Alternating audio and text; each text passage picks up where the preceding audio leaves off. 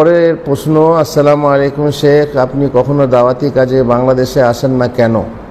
শুধু ফেসবুক ইউটিউবেই আপনার বক্তব্য জুমার খুতবা শুনি। সরাসরি আপনার দার্সে বসার অনেক ইচ্ছা। একমাত্র অন্তর থেকে আল্লাহর জন্য আপনাকে ভালোবাসি। আল্লাহ আপনার ইলম বাড়িয়ে দিন। প্রতিটা ঘরে ঘরে আল্লাহ আপনার মতো আলেম তৈরি করে দিন। আমার বাংলাদেশ যাওয়ার বিশাল সমস্যা। আমি আমার দেশেই মুর্শিদাবাদ, দিনাজপুর, মালদহ যেতে পারছি না। আসাম থেকেও দাওয়াত আসছে, যেতে পারছি না।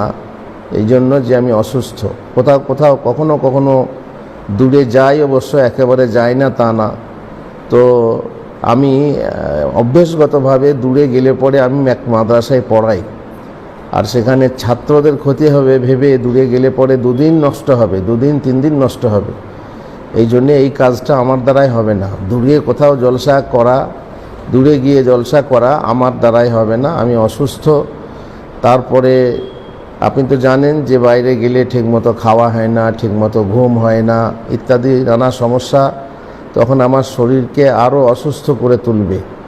এই জন্যে বাংলাদেশে যাওয়ার আমার নিয়ত নেই, আর যেতে পারছি না। মেন কথা হচ্ছে যেতে পারছি না।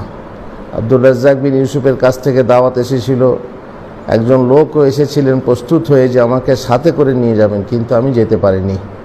আমি এর জন্য শত দুঃখিত। আমি আপনাদের ভালোবাসার ডালি খালি করা ফুল নিতে পারছি না, তার জন্য আমি নিজে হতভাগ্য।